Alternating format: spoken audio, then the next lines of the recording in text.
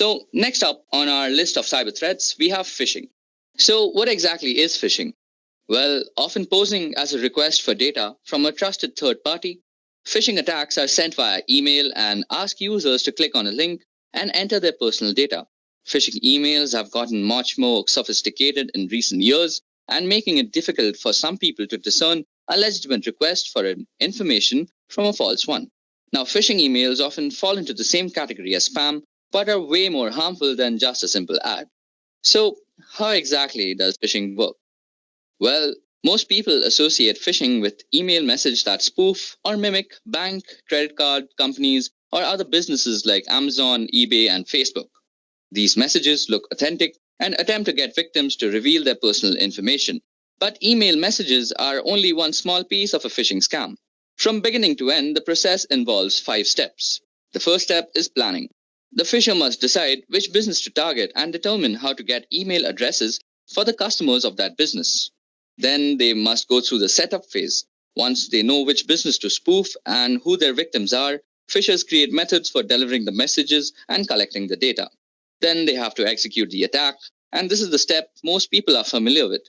That is, the phisher sends a phony message that appears to be from a reputable source.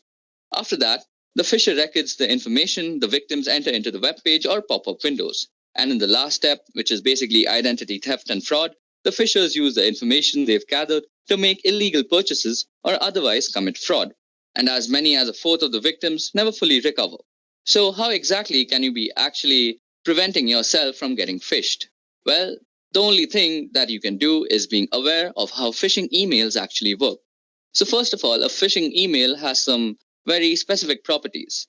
So firstly, you will have something like a very generalized way of addressing someone, like dear client. Then your message will not be actually from a very reputable source. So out here, as you can see, it's written as Amazon on the label, but if you actually inspect the email address that it came from, it's from management at maisoncanada.ca, which is not exactly a legitimate Amazon address.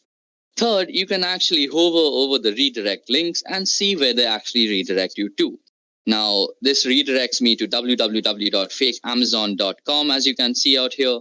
So basically, this is actually a phishing email, and you should actually report this email to your administrators or anybody else that you think is supposed to be concerned with this.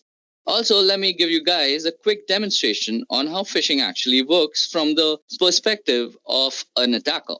So, first of all, I have actually created a phishing website for harvesting Facebook credentials.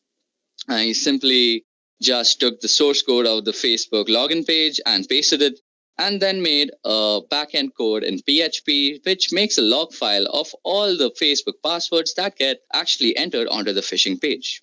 Now, I've also sent myself an email as to make sure this looks legitimate, but this is only for spreading awareness, so please don't use this method for actually harvesting credentials. That's actually a very illegal thing to do. So let's get started. First of all, you'll go to your email and see that you'll get some email saying your Facebook credentials have been compromised. So when you open it, it looks pretty legit. Well, I haven't made it look all that legit. It should look legit, but the point out here is to actually make you aware of how this works. So as you guys can see, it says, "Dear client, we have strong reasons to believe that your credentials may have been compromised and might have been used by someone else. We have locked your Facebook account. Please click here to unlock. Sincerely, Facebook Associate Team."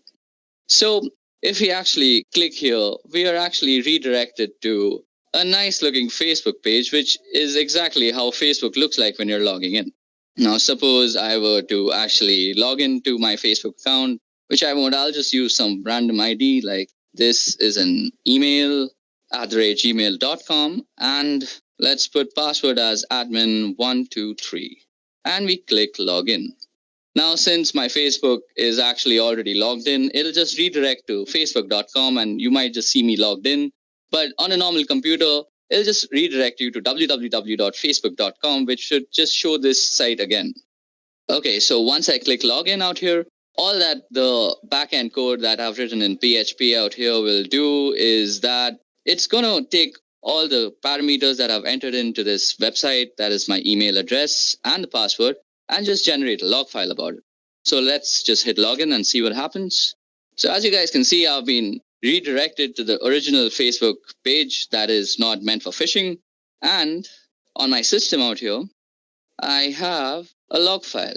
And this log file will show exactly, as you can see, I've fished out the email address. This is an email @gmail.com. And it's also showed the password that is admin123. So this is how exactly phishing works. You enter an email address and you're entering the email address on a phishing website, and then it just redirects you to the original site. But by this time, you've already compromised your credentials. So always be careful when dealing with such emails.